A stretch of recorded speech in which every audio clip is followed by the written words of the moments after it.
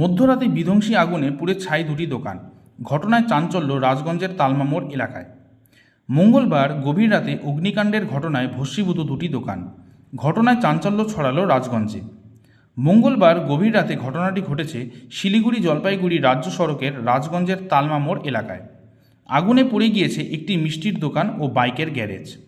জানা গিয়েছে গতকাল রাতে দোকান বন্ধ করে বাড়ি চলে যান মিষ্টির দোকানের মালিক ও বাইক গ্যারেজ দোকানের মালিক।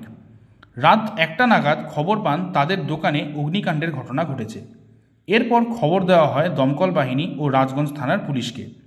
স্থানীয় ও দমকল বাহিনীর সহযোগিতায় আগুন নিয়ন্ত্রণে আনা হয়। দুটি দোকান মিলে কয়েক লক্ষ টাকার ক্ষয়ক্ষতি হয়েছে বলে জানা গিয়েছে।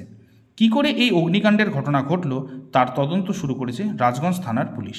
সম্ভবত এটা পাশে তো মিষ্টি দোকানে হয়তো গ্যাস সিলিন্ডার লিক করে হয়তো আগুনটা লাগছিল, এরকম কিছু একটা হবে। আর এখন ব্যাপার হচ্ছে ও তো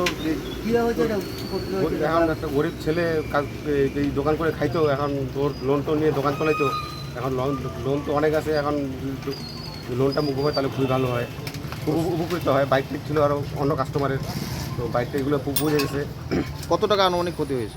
আনুমানিক তাও তো 3-4 লাখ টাকা তো হবেই। দুইটা দোকান নিলে তো প্রায় 8-10 লাখ টাকা হয়ে যাবে। একটা মিষ্টির দোকান, একটা গ্যারেজ। একটা মিষ্টির দোকান, একটা মিষ্টির দোকানে কি কি নষ্ট হয়েছে? দোকানে ফ্রিজ ছিল, আরও অনেক কিছু, দুইটা ফ্রিজ ছিল, আর অনেক কিছু ছিল।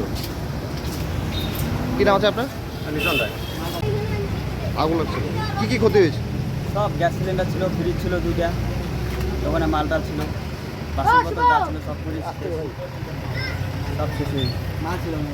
কত টাকা ক্ষয়ক্ষতি হয়েছে? দোকানে কমসে কম 4-5 লাখ টাকার মাল তো ছিল। লোন টোন নেওয়া ছিল দুইটা, লোন নেওয়া লোন আছে। সপ্তাহখানিক আগে 1,40,000 টাকা লোন নিলাম। এখন কি করে চলবে? চালাবো তবে কি করে চলবা?